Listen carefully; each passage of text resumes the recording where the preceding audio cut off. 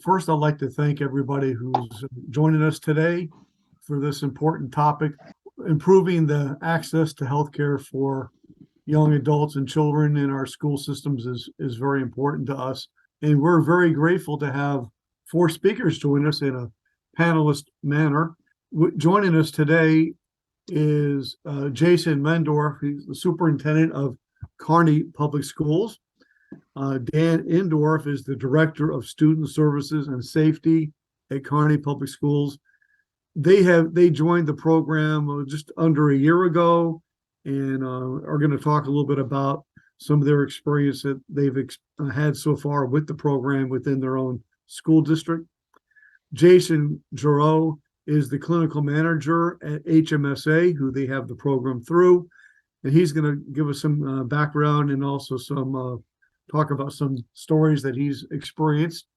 And Michael Jeffries is the program director at HMSA, who has helped us put this all together.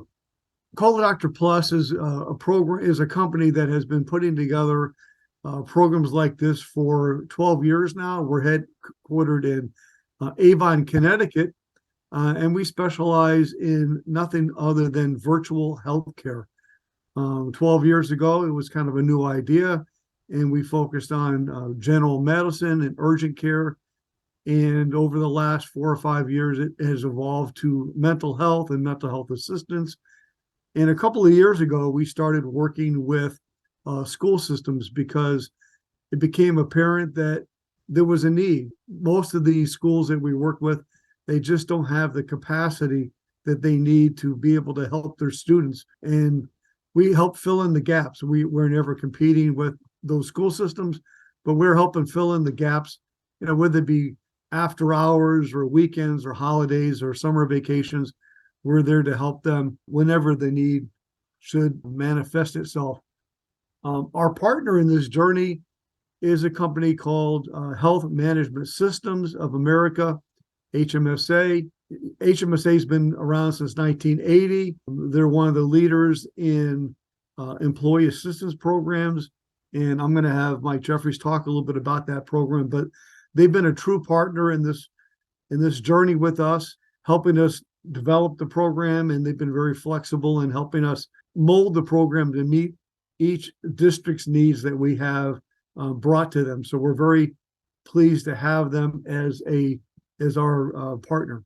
Today, before we get started with the questions, I'd like to have Lou Daniels, our CEO, say a few words and talk about our program and our commitment to this industry. Lou? Thanks, Bill. Good afternoon, everybody, and thank you for joining us today in what we consider to be one of the more serious issues facing our schools today, and that's mental health. Just to highlight a little bit more about what Bill said about our company, virtual care telehealth is all we do. We don't do employee benefits.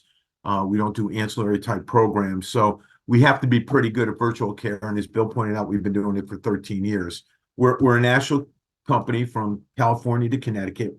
Connecticut is where our home office is.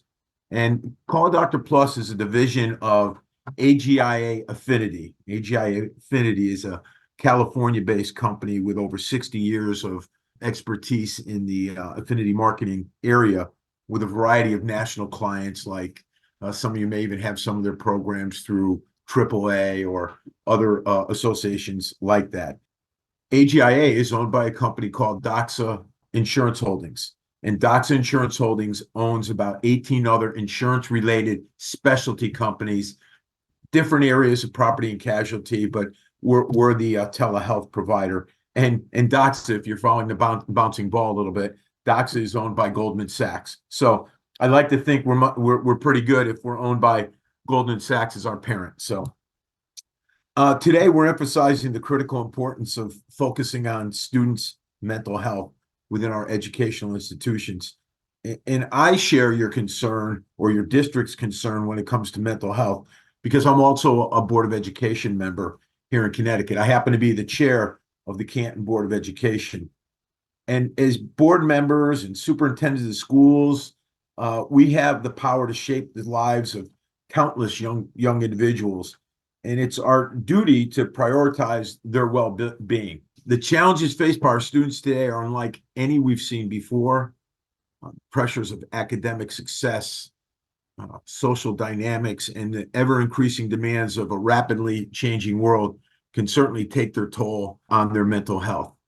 And it's really our responsibility as leaders to recognize and address these challenges head on. And if you weren't sure that it's our responsibility, just check with your staff or your parents or the state you live in or the media. They'll certainly remind you. It seems like there's something every day about teen mental health or youth mental health.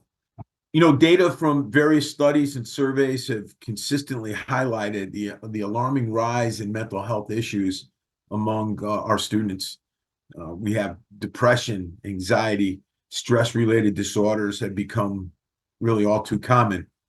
And we can't ignore these statistics as they reflect a very real struggle that students are having. And I pulled a few of these stats from the World Health Organization.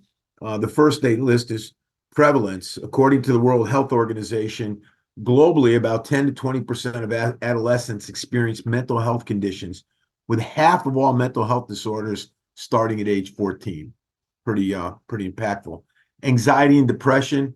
Anxiety disorders and depression are among the most common mental health issues experienced by teenagers.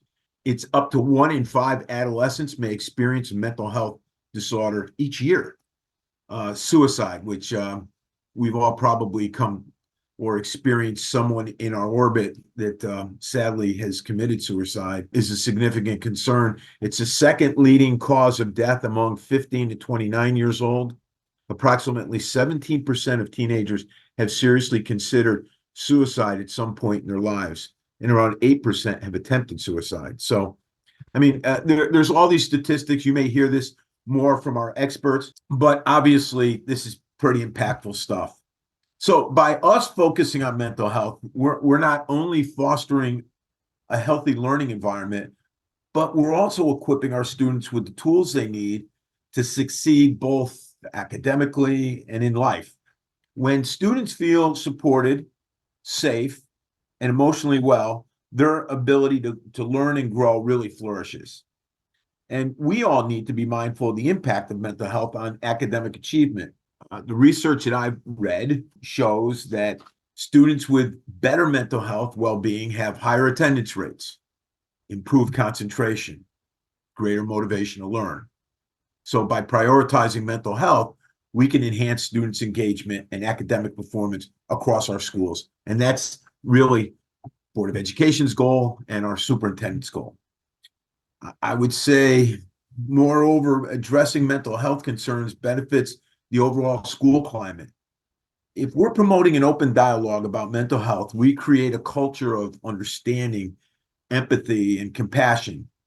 And in turn, this fosters positive relationships among students, teachers, and staff, and contributes to a sense of belonging within our educational community. Today, and I'm pleased and thank you to our speakers for being here, you'll hear from some of our experts who will add their comments and thoughts on the mental health crisis our young people are being challenged by. So I'll close with just this thought. Thank you for joining our webinar today. But a couple of weeks ago, I ran into a superintendent friend of mine, and we were talking about this and how critical it is. And he said to me, Lou, we can't do everything, but we have to do something. And really, that's the purpose. We're just giving you today another alternative, another thought, something to consider that might be able to help the kids in your district. So, Bill, I'll turn it back to you. Thank you, Lou. And thank you for those comments. I think everybody understands the importance of how, it's the matter of how do we get to the kids? How do we help them? How do we just help them survive the daily stresses of life? The Student Assistance Program, SAP program, if you will, is a voluntary short-term program. And when we say it's voluntary, it's meaning that it's voluntary for the students to join and participate in it as they feel. It's designed to help them with their personal needs, whether they be school-related or family issues, whatever it may be. And it helps them gain control over and resolve those issues. One of the key components to our program is it's available to the students 24 hours a day, 7 days a week, and 365 days a year. And the reason that's important is, most school-based counselors, they're not available in the middle of the night. So if a student has an urgent need or a care, they can reach out to us, and we're going to coordinate back with them throughout the year as we need to. We're always trying to work in harmony with the school-based counselors and the services that we're providing. Most importantly, we're available to the children and the kids when they need the service, and in the manner that they feel comfortable and confidential in receiving it. Listed here are just some of the typical things that you might have a student would take care of. It could be emotional or related, like Lou said, stress and anxiety. Could be simple school issues like time management or test anxiety. And of course, it could have things to do with the family and peer relationships. And, probably one of the things that jumps out on the screen right now that I see is bullying. We're hearing that bullying is becoming more and more of a problem because of the social media that takes place. And if you think about it, in the old days when you went home from school, your problems at school, you left them behind. But today, when a student goes home, those problems, they travel with them because they have the social media aspect. And whether it be, whatever they're looking at, sometimes it gets worse in the middle of the night. So we're there to help that child whenever their need occurs. The program is very simple. It's identifying the need, assessing the need, giving advice and coaching skills to that student, and then if need be, referring them out to perhaps a long-term counselor if that's needed. Our program, first and foremost, focuses on confidentiality. If the child doesn't feel like they're in a safe and confidential environment, they certainly are not going to use that program. We do have to have parental consent forms are required for participants of the students that are under the age of 18, but we have a mechanism in place to collect and track those forms. So we keep it fairly simple for the school district to do that. And we do give back quarterly reports showing, keeping everything de-identified, of course, but showing the results and the types of services that those children have been requesting. That's just a quick overview of the program. I just wanted to let you know that we're really here to help them and help those students through communications. It's getting the word out is very, very important. And so we work with the school districts, and however we're going to get the word out to their students, we integrate with them. We're integrating with their counselors. And then, of course, we're leveraging the technology, whether it be video, telephonic, and we even have text coaching or coaching that goes via texting, and we find to be very, very popular with the students today. All of the counselors and have master's degrees, PhD level, and they're highly trained to work with this age group of students. We have a very high satisfaction rating, and not to say that not to pat our own backs, but we're very pleased with the results that we've been able to achieve to this point. Before I get going too far, I wanted to introduce Mike Jeffries. As I mentioned, Mike is the Director of Health Services, Health Management Systems of America. Prior to joining HMSA, he developed and implemented wellness programs for Blue Cross Blue Shield, Whole Foods Market, and Tataka Pharmaceuticals of North America headquarters. Michael is a graduate of Michigan State University with degrees in both human nutrition and biology. Michael has worked with the Greater Flint Health Coalition for 2 years and the Flint Walter Crisis Center. Mike has been very, very instrumental in us putting this program together, and I'd like to introduce Mike to say a few words. Sure. Thanks, Bill. So again, thanks everybody so much for being on the call. I know we're going to have plenty of time to answer any questions that people might have, as Bill gave like a really good overview of the program. What I wanted to just do real quick was sort of recognize some of the things that Lou and Bill had mentioned, which is that for us at HMSA, the student assistance program is something that has grown out of our over 40 years of experience in the mental health sphere.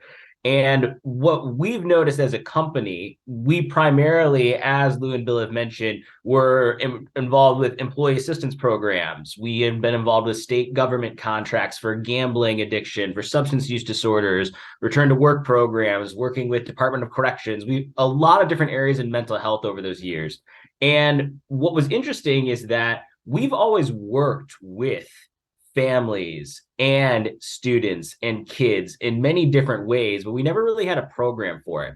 And one of the reasons kind of why is that for a really long period of time, there was this belief that, simply put, kids should be living these carefree lives, that they should be going out and having fun with friends. They don't have a mortgage to pay. They don't have a job that they have to work 40 to 60 hours a week at. They don't have all these things going on. And so for a really long period of time, children's mental health was kind of put on the back burner. And it's only been in the last like 15 to 20 years that it's really started to kind of like pick up and have people that understand that children really are young adults and can have many of the same mental health impacts that adults have. And especially with the advances of social media and technology, as Bill mentioned, where you can constantly be connected, not only to your friend groups and your people at school, but to people all over the country and all over the world that can comment on posts and on reels on TikTok and all sorts of other things. It can lead kids to having just this major outside impact on their own mental health. And so really around a year or two before we entered into the COVID-19 pandemic, we at HMSA started kind of kicking around the idea of we really need to be developing a program for kids. This is a service that is underutilized across the country. There is a growing need for it. And at HMSA, we started to track the types of calls that we were receiving for our EAP programs and other things like that. And a shocking amount of calls were people calling in not to discuss their own mental health concerns or their own, day-to-day issues that they were dealing with, but was to express concerns about what their kids were going through, about the stresses and the anxiety and these feelings of depression that their kids and teens were dealing with during these times. So we started to put our heads together and to kind of figure out an idea how we were going to create the student assistance program. And then the pandemic happened. And when the pandemic happened, depending on where you were at around the country, kids all of a sudden were kind of left without a lot of essential milestones. Kids were moving to virtual learning, hybrid learning. There was all this news that they were being bombarded with about this global pandemic. And we saw huge spikes in basically every single area of mental health concern with it after the pandemic was going on. And so we knew that we had to do something now. And so that's really where the impetus of the student assistance program has come from. We looked at our own data that we saw from our own pre-existing programs. We looked at global data. We looked at a lot of other things. And we carefully constructed this program to be able to have kids have access to these programs. And one of the last things I want to comment on before throwing it back to Bill is one of the big advantages of having, the student assistance program is that depending on where you're at in the country, your access to mental health services usually comes from either the school counselors or based off of the parents' insurance.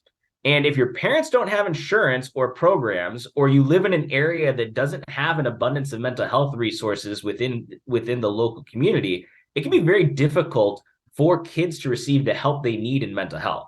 That's one of the big advantages of the Student Assistance Program is we get to not only use our staff, but also our provider network as well to make sure that kids are being able to speak to somebody very quickly, almost always within the moment when they first call in. They're always talking to an actual human being that can get them into the right direction, that we can set up appointments and we can get those things without a wait time that you see becoming a lot of problematic areas for that part.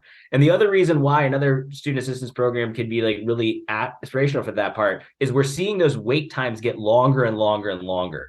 Right now, depending on where you're at in the country, there's anywhere between a 4 to 16 week wait time for kids to be able to go in to see mental health services. Some people might be lucky and live in an area where that wait time is a little bit less. Some people, unfortunately, live in an area where that can be even longer. So what we're here to do as a student assistance program is we are not here to take over the counseling roles or replace any of the amazing resources or the social workers or school staff that's available. We're here to supplement those programs and to work together to make sure that kids have a robust network of mental health services that they can have both while the school day is going on after the school day is over, on the weekends, holidays, winter, summer breaks, etc.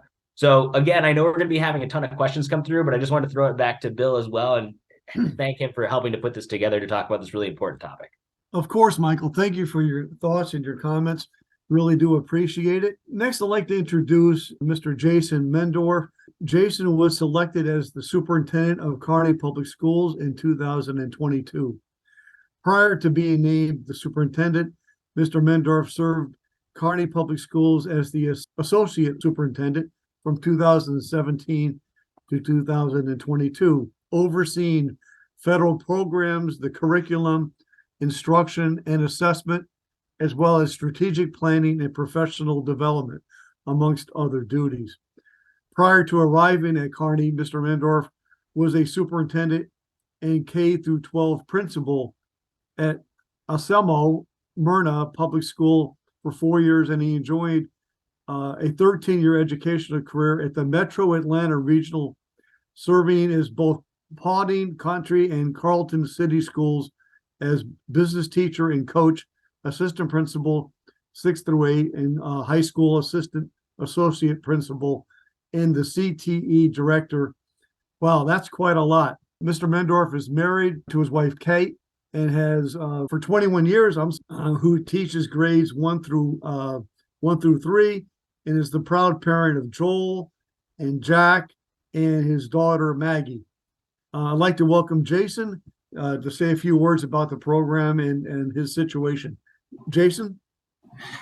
Bill, thank you so much. I need to work on a shorter bio.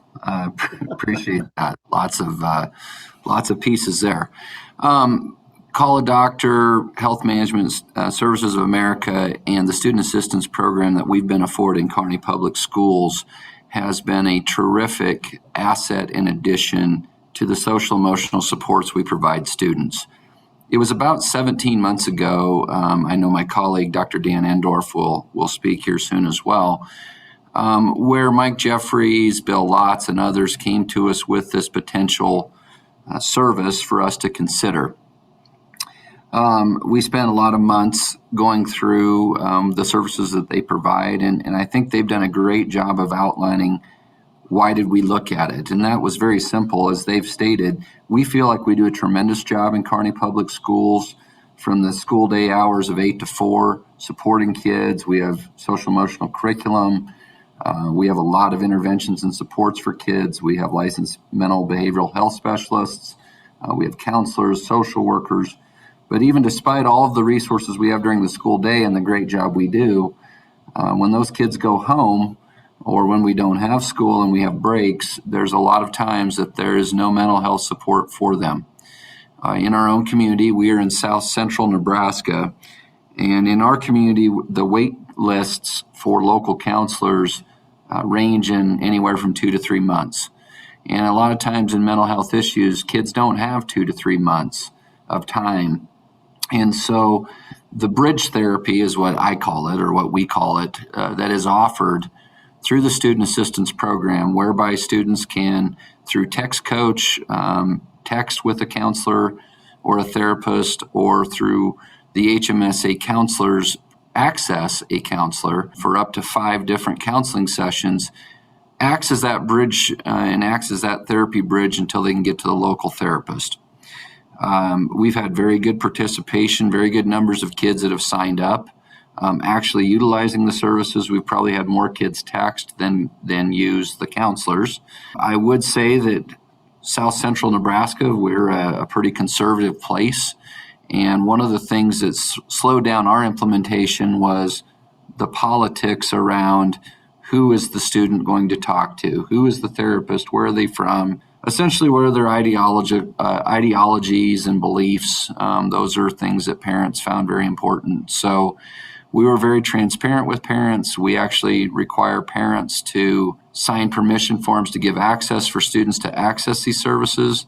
That could preclude some kids from accessing the services, but many don't preclude their kids. So that's just a nature of being in a very conservative place and trying to meet the political mores, if you will, and values of the community we live in. So The companies have been great to work with. The program itself has worked seamlessly, and we do feel that it's a great added benefit for kids to have that 24/7, 365 support that many of them need. Thank you, Jason, for those kind words and for sharing your thoughts with us. It's always important to hear straight from the horse's mouth, if you will, as to how things are going. I would like to add also that, sometimes it takes time for a program to grow and build on its success.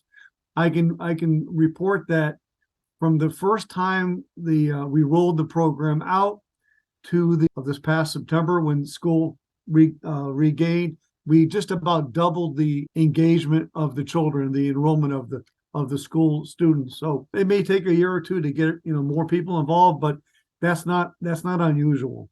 Working with Jason is Dr. Indorf. Dr. Indorf is in his second year as the Director of Student Services and Safety at Kearney Public Schools.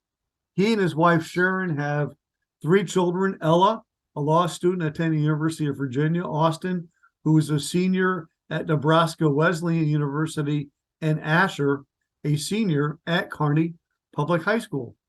Dr. Indorf has been a school counselor for well over 2 decades, serving as an assistant principal, high school principal, and small school superintendent prior to coming to Kearney. He's originally from Tobias, Nebraska, and is a graduate of Meriden High School. And I'd like to welcome Dan Indorf, please. Thanks a lot for having me today, Bill. I don't want to be redundant with my words here because Mr. Mundorf, Mr. Jeffries, Mr. Daniels already went into detail regarding what the program is and the overall mission of the Call a Doctor HMSA Student Assistance Program. I will speak briefly about the implementation process in a school because I oversee the social workers and counselors here at Kearney Public Schools. Our focus was on grades 6 through 12. Those were the students that were deemed to be eligible to participate. And in order to become eligible, as Mr. Mundorf referenced, we did require parental consent. We also implemented this program in the second semester of last year, which, if you've been around schools for a number of years, the best time of year to start something new is always in August. But we felt like this program had potential, and we wanted to kind of have a soft opening with the program back in March of last year. So we implemented in March. We had, again, tremendous support and work by our counselors and social workers to market this program to our parents and to our kids. We also worked with our attorney to make sure, again, that we were complying with statute, and all of those steps took time. So we started with very low numbers of students and parents that initially signed the consent form to become eligible. But when we got back to school in August, those numbers skyrocketed, and right now we have over 800 students, grades 6 through 12, that are eligible to access that program. And as you gentlemen have said, 24/7, 365. So at this point in time, again, we're still somewhat in our infancy, but we believe that the implementation process is now complete. We continue to advertise and promote the program. But most importantly, what I hear from our counselors is that it is just one more tool. It is one more avenue that they can provide to parents when they're talking to them about, again, some of the more emotional and devastating elements associated with being that parent. When you have a student that has discussed suicidal ideation numerous times with the school counselor, it can become overwhelming. And to provide one more avenue for that parent to explore while we have a backload of community counselors with referrals, it's that bridge that we believe our counselors and our parents can access. So along those lines, again, we're still in our infancy, but we're learning every week as we go through the program. And it's an opportunity for our counselors and our social workers to work with our parents and kids in a way to help our students as they try and evolve and mature throughout the high school years. And we do our best to help with their mental health and well-being, as Mr. Daniel said at the beginning of this presentation. Dan, thank you for those nice comments. I really do appreciate your thoughts, and implementation is certainly very important in this whole process. I love the term that you and Jason have used, is bridging. And I think I'm going to steal that going forward, if you don't mind. Our next speaker, I'd like to introduce Jason Giroux. Jason is the clinical supervisor at Health Management Systems of America. Prior to joining HMSA, Jason worked for over a decade providing counseling services to a very diverse population through individual therapy and group counseling sessions. Jason has spent a significant amount of time helping those who suffer with various substance use disorder, as well as providing faith-based therapy services through local nonprofit. Jason is a graduate of Grand Valley State University with a degree in psychology and received his master's degree from the University of Ohio. I'd like to welcome Jason to give a few words about his experiences at HMSA. Jason? Good morning, everybody. I appreciate the opportunity to speak today. The Student Assistance Program is really a unique perspective, and as everybody has said before, it does bridge the gap. But I think if we take it a step further and we really do look at what it offers, is it offers the ability for in-the-moment support to a third-party individual who isn't going to judge them, who isn't going to cause, you don't have to see them the next day when you're walking in the hallway. It allows them to really connect at a therapeutic level, and provides them anonymity, and it provides them the ability to foster a true healthy relationship with someone who wants to care and wants to listen and wants to see them flourish. Can speak from experience as a father that, the COVID-19 pandemic really messed with my kids, and going back to school was really hard. And even now in the therapy that I provide today is fallout from that. How do I continue to do this? How do I support? And it's great when communities like Kearney have fostered this development of nurturing and providing emotional support in school during those hours. But after hours, it does leave you in a lurch, and a lot of parents are struggling with the same kind of things that the kids are. So having that outlet, having that support from HMSA and Coladoc to be able to provide that, it is really something that's been special and really unique to work with. So I'm super eager to see how we can continue to foster and grow this program and to really connect with more individuals who need the help. And I can't say enough about that experience. Well, thank you, Jason. That was very thoughtful and insightful. So we've now listened to all the speakers and give a few words. And what I'd like to do now is open this up to a question and answer period, because really this is supposed to be an educational session, and we want you to learn and understand how this program might be able to benefit your school district as well. I know there's been some questions that have been fired in. My associate, Mary Zyko, has been tracking some of these questions, and I thought maybe we could open it up to those questions now. So feel free to use the chat box, that'd be fine. And by the way, if we don't answer your questions today and something comes up, you think of something later, please feel free to reach out to us. We'll make sure we get back to you with an answer to your questions. So Mary, what kind of questions do we have?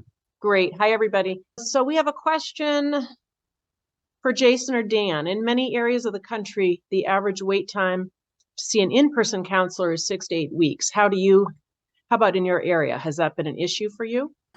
Dan and I didn't rehearse responses, so I'll take the first one and he'll take the next one. We'll trade off. Thank you. Yeah, our average wait time has been 2 to 3 months. So in that same range, ours has been more 8 to 12 weeks. Our community is about 35,000 people. So we have a good number of local therapists, but obviously they're overwhelmed as well. Okay, thank you. And what about the waiting time to see school counselors? Has the HMSA program helped with this? Has that alleviated the burden on the school counselors, would you say? Well, I believe it's my turn. So I'm going to chime in and tell you that our school counselors make themselves available to our students. They reach out to certain students that are frequent flyers or students that they have concerns with, but they're also there to meet students that come to them spur of the moment. So as far as school counselors and wait times, I don't believe that's an issue in any of our buildings at this point in time, but also nor was it before. That's what our school counselors are trained for, and that is our expectation, is also that they are there to meet those students when they have needs. But keep in mind, as we've said throughout this presentation, that's between 8 and 4, Monday through Friday during the school year. Question came up for Mike Jeffries. Why would you say a child would choose to use this program instead of the resources available from the school if they have them? Can you shed some light on that? Sure. So, there's a couple of things that when we look at that, when we sort of talk about with the program, with some of the advantage that we have, is that sometimes students will feel more comfortable talking with somebody that isn't a direct employee or relationship in the school. Even though the school counselors that are on board are protecting confidentiality and they are the utmost professionals and would never do, something to disclose students' information or, bring about any of these concerns to the public, there still in some kids' mind can be a lack of trust from certain figures. For example, like if I talk to the school counselor, is this going to get back to my teachers? Is this going to go over to the principal? Is this somehow going to go get directly involved with my parents? Like, how are these things going to all play out? And unfortunately, we do a lot of good jobs with the school counselors to build a lot of that trust. And that's why places like Kearney see the counselors that are so amazing that the kids have a high degree of trust with. But for some kids that don't feel comfortable doing that, or for some kids where even the stigma of just going down to the counselor office area, just the physical act of doing that can feel very, very uncomfortable. Students being able to sit there in the comfort of their own home, in their car, somewhere else, and be able to talk with somebody that has been vetted and cleared by the school, but is in a direct employee relation to the school, can oftentimes help kids feel like a little bit more comfortable being able to sort of open up to those point of views. And when we talk with students within the program, a lot of times we'll ask sort of some of the reasons why they've called in to use the program. And that is one of the highest ones, is that they just didn't feel comfortable for a wide variety of reasons about using the existing programs that they had in the school district, either because it was a different experience they had before, they might have had a fellow student that, disparaged something that a counselor had done or blown it off, and so they're seeking another option. There's a laundry list of reasons as unique as the kids that call in to use the program, but it just provides kids like another option that's outside of that traditional counseling within the schools. Okay, great. Thanks, Mike. Can you, what would you say are the top presenting issues that you're experiencing right now? So that's a really interesting question. And so I'm going to just steal that question and put a little quick side moment, because one of the things that we do when kids call in is we break down the actual reasons and triage and figure out why kids are calling in. Kids, as everyone that is involved in education knows, are sponges for information. They're sponges for terminology. So a lot of times we will have kids that call in presenting with very, very serious things. They'll say oh, I'm depressed. And then when we go through the actual process, they're not actually suffering from depression. They got a really bad test grade and they don't know how to tell their parents. But the words that they hear on social media and in the news and in the public are things like depression and anxiety or disorders, bipolar, OCD, ADHD. And so we always do a good job, first of all, to kind of figure out what are they calling in initially for, and then using our professionals like Jason and our other staff to really dig in deep to see what the actual underlying issue are. The primary reason why kids are calling in is usually going to be primarily forms of stress or anxiety. The second highest one that we will get is relationship issues. We have a wide number of kids that call in to talk with us when their parents are going through divorces, or they're having issues with other students, class members, or relationship related issues as well, as they don't think that people are going to be able to talk about. And then we'll also get people that call in to kind of talk about just sort of this sense of not belonging, that they don't feel that they know what their future is going to be, and they just feel very adrift. And while we don't necessarily have a terminology for it, those would be some of the top reasons that people come in and call and use the program. Thanks, Mike. So when are the parents notified about their child using the program? How does that work? Sure, I can let Jason speak on this in more detail if my answer isn't roundabout enough. But when we have people sign up to use the program, we have all people all around the country, regardless of the state that you are in, because each state does have different laws for minors reaching out for mental health services and what kind of parental consent they need. For the student assistance program, no matter what state you're in, we do require parental consent. And on that consent form, there is a very specific line in there that talks about when we will be breaking confidentiality.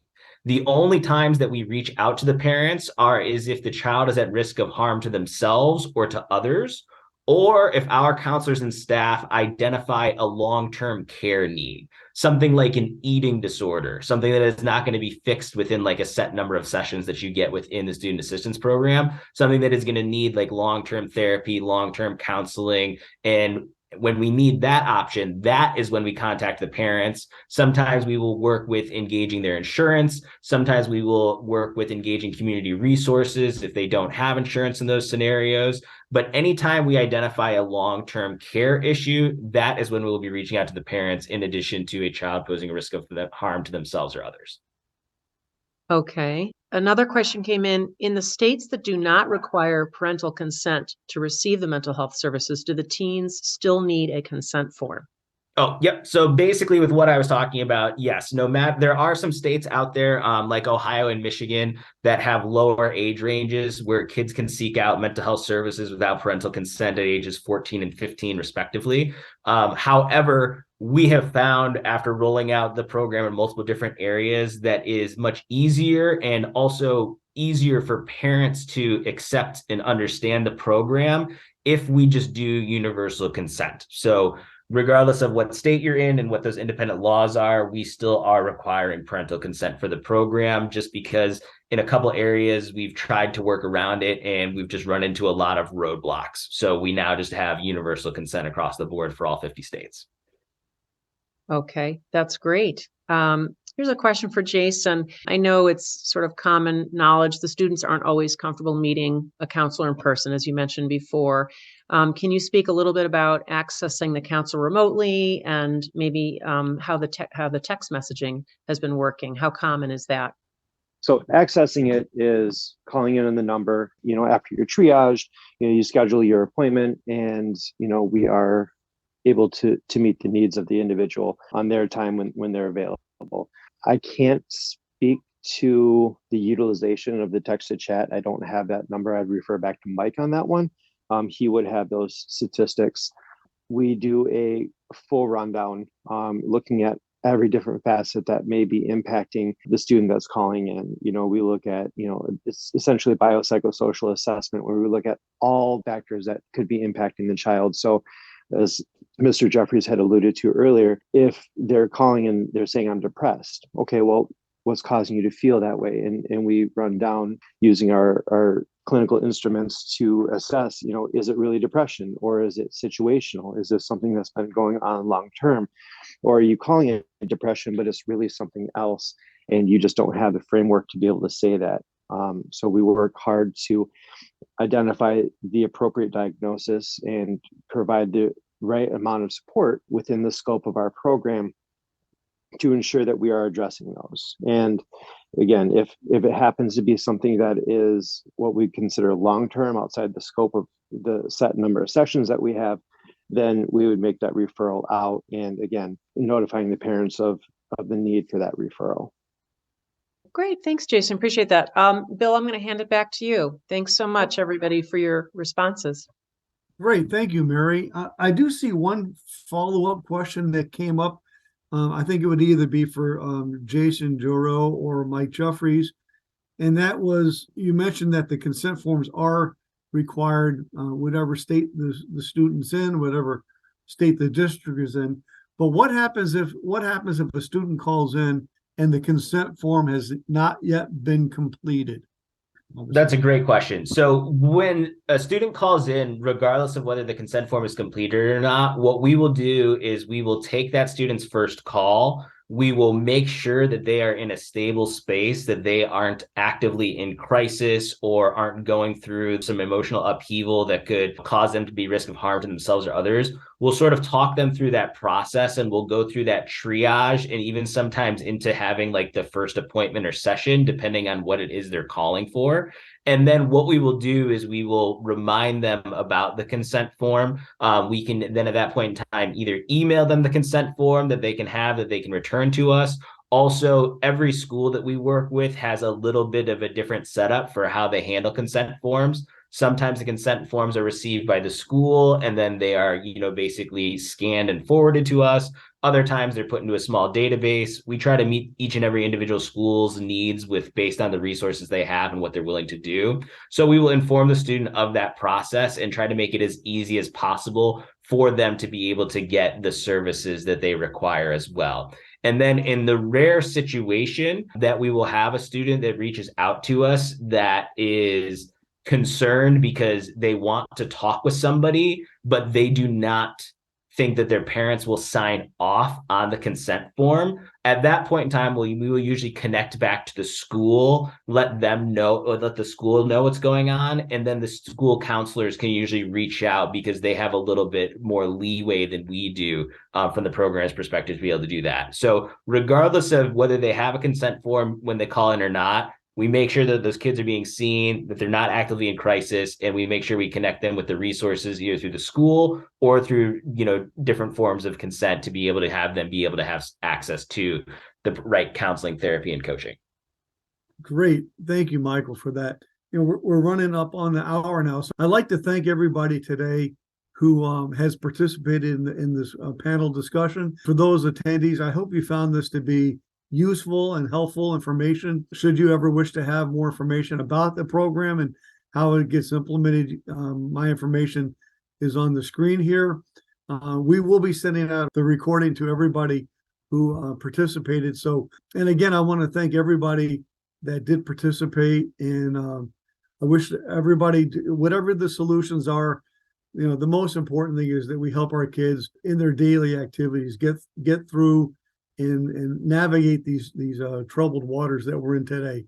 Again, I want to thank everybody and I wish everybody a good day.